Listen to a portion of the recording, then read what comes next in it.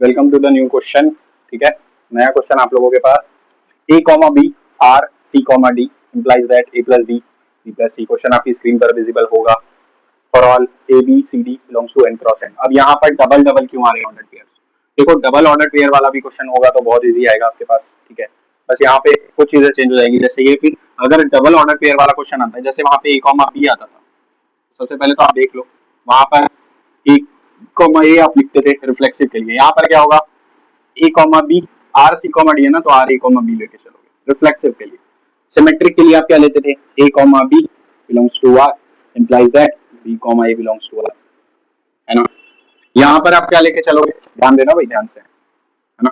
A comma B R C comma D belongs to R, then implies that, है ना। Belongs to are नहीं होगा यहाँ पे, एन क्रॉस एन, है ना।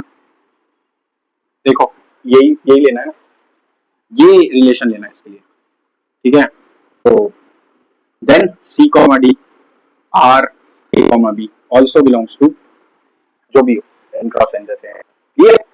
अगर ये बातें आपको क्लियर है, वैसे ही सेम आपका ट्रांजिटिविटी के लिए क्या करोगे, A comma B belongs to R and B comma C belongs to R implies that A comma C belongs to R. ठीक है, तो अगर ये चीज आपको आ गई तो अब यहाँ पे क्या करना होगा, double a comma B belongs to R, sorry, a comma B R C comma D belongs to, जो भी है n cross n, and c comma d. देखो ये बीच वाला कॉमन लेते थे ना, बी कॉमा सी, ये वाला, तो यहाँ पे ये पूरा लेना पड़ेगा, सी कॉमा डी आर। ये एक एलिमेंट की तरह वर्क करता है बेसिकली, ऐसा मान लो समझने के लिए क्रॉस। और यहाँ पे इंप्लाइज क्या करना होगा, फर्स्ट वाला लास्ट वाला, मतलब A comma B R D comma E belongs to, जो भी है। तो ये चीजें अगर आपको, सॉरी सॉरी, यहाँ पर एक चीज और ध्यान रखना, ये ई है, ई कॉमा एफ। ठीक है, तो ये चीजें अगर आपको क्लियर है तो आप ट्रांजिटिविटी भी इसमें प्रूव कर सकते हो। इक्विवेलेंस रिलेशन ये शो करना है आपको, इक्विवेलेंस रिलेशन होगा, राइट।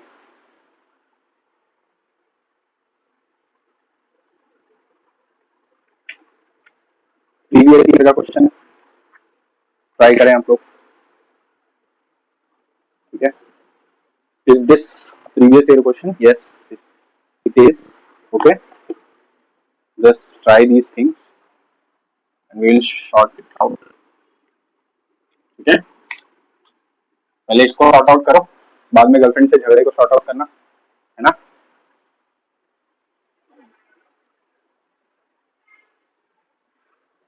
ओके, क्या आवाज आ रही है?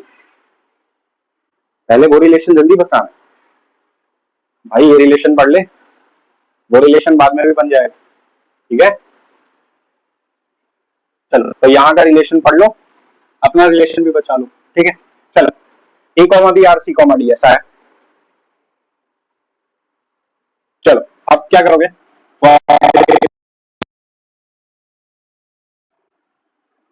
what we will going to do is let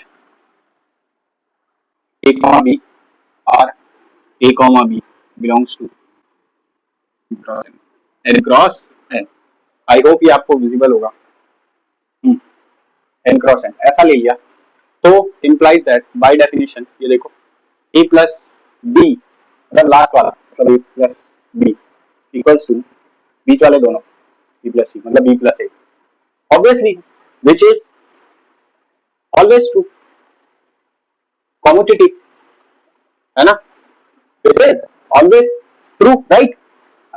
अरे भाई हमेशा ट्रू होता है ना।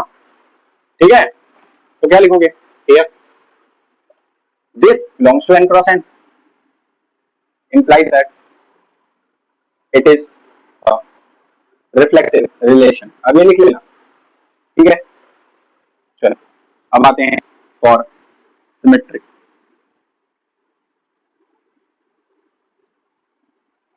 सिमेट्रिक के लिए क्या होगा, let A comma B belongs, a comma B R C comma D belongs to N cross n, n cross n है ना,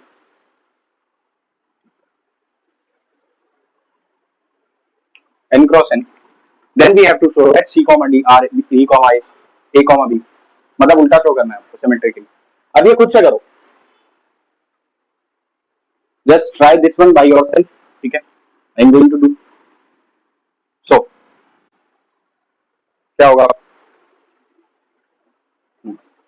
क्या होगा, देखो by definition A plus B equals to B plus, can I write this as B plus C equals to A plus B, मतलब उल्टा पुल्टा करके तो लिख सकते हो, लिख सकते हो पक्का।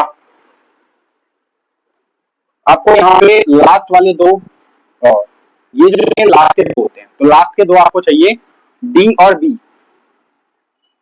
है ना, यस डी प्लस बी। तो यहां से अगर देखो,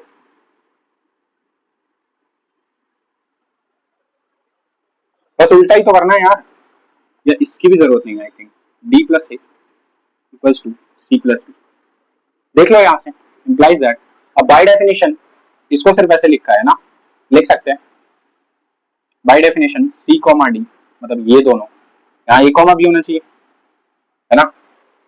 तो एक काम कर सकते हो, इसको भी पलट के लिख लो, C plus B equals to D plus, ऐसा लिख लो। देखो मैंने क्या किया, दोबारा से सुनना, इसको पलटा, इसको पलटा, पहले तो इन दोनों को ऐसे लिख लिया, इन दोनों को ऐसे लिख लिया, अब इसको भी पलट दिया, लिख सकते हैं। तो अब देखो ये दोनों लास्ट के दो में आने चाहिए, लास्ट के दो में पहले लिख दो इनको, ये देखो सी और बी, फिर ये दोनों बीच वाले दोनों में डी ए, देखो ये आ गया आपके पास, this is belongs to N cross N, obviously क्या लिखोगे here, this belongs to N cross N implies this belongs to N cross N, hence it is a symmetric relation, clear, note down that thing. Now what we are going to do next is for transitive relation, uh, transitive relation, transitive relation क्या होता है, let A comma B R C comma D belongs to N cross N, suppose करो this one belongs to N, I hope it's visible, yes it's is visible but I hope okay,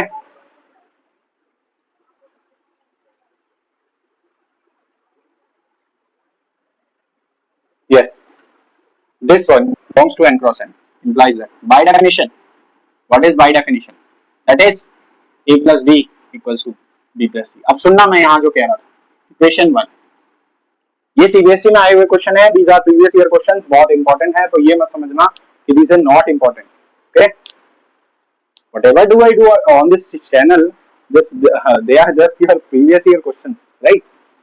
So a plus b equals to b plus c, next and let by definition ये आ गया, बस equation one मूल को छोड़ो, और c comma d r e comma f belongs to n cross implies that c plus f, last वाले दोनों देखो, लास्ट के दोनों यहाँ पे आपको दिख रहा होगा a plus d, c plus f equals to बीच वाले दोनों d plus c, equation three.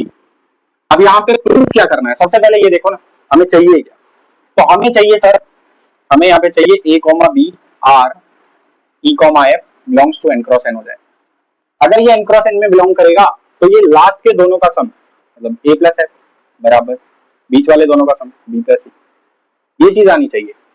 तो अगर दोनों को प्लस कर दो तो I think yes it is adding equation one and two, just on adding what will get a plus b plus c plus f, left hand side, what is right hand side, बोलो, अब आप लोग बोलो भाई, अरे कुछ तो बोलोगे, उसके सामने तो बहुत बोला, फिर भी छोड़ के चली गई ना, चल b plus c plus d plus e, अरे समझा बच्चा, समझ गया, चल d से d कैंसिल, c से c कैंसिल, अब देखो a plus f equals to b plus e, now you can write let this belongs to n cross n, here this belongs to n cross n and this belongs to n cross n, then implies that this a comma b r e comma f belongs to n cross n, it is implies that it is a transitive relation, it is a transitive relation, hence it is an equivalence relation, it is a equivalence relation, right? What we are going to do next is equivalence relation हमने prove कर दिया। अब एक equivalence class दे रखा है, क्या दिया है?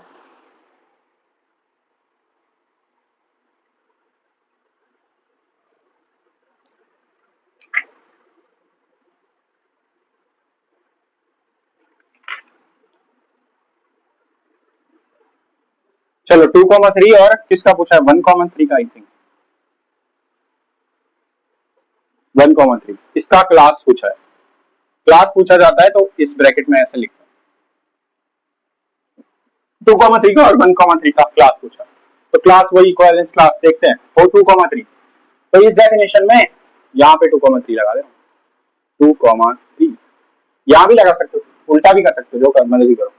तो यहाँ क्या आएगा? लास्ट वाले दोनों ना, a plus 3 equal to b plus 2, ये आएगा a plus 3 equal to b plus 2, मतलब a plus sorry a minus b equal to -1, a minus b equal to -1। सारे ऑर्डर पेयर ले लो जो जो पॉसिबल है। अब यहाँ पे क्या था? n क्रॉस n, तो 1 1 आ सकता है क्या? सबसे पहला तो वही है मेरे पास, 1 1 आ सकता है क्या? दोनों का डिफरेंस देख लो ना, 0 होना चाहिए, -1 होना चाहिए, वो नहीं आ सकता। 1,2 यस, क्यों? 1 रखो एक ही जगह पे, 2 रखो, अरे पहले वाला ये होगा, दूसरा वाला भी होगा ना। 1,2 देखो, 1 2 -1 आ रहा है डिफरेंस, -1 ही आना चाहिए स्पेसिफिकली, है ना? तो क्या होगा? और 2,3 और बोलो 3,4 और ऐसे ही सारे आपके, और ये तो इनफाइनाइट तक जाएंगे राइट, क्योंकि नेचुरल नंबर्स तो इनफाइनाइट तक होते हैं। अब 1 3 के लिए देखो, तो 1 3 यहाँ पर लगा दो, 2 3 की जगह पे 1 3, तो यहाँ पर 1 और यहाँ पर डिफरेंस आ जाएगा -2। तो अब 1 3 के लिए देखते हैं, तो 1 3 के लिए कौन कौन से एलिमेंट्स आ जाएंगे? तो जस्ट 1,3 और जो भी यही सारे आएंगे, 1 3 तो आएगा ही, खुद को जनरेट ही कर रहा है, और 2,4 तभी तो -2 आएगा डिफरेंस, और ऐसे लेते जाओगे आप सर, राइट?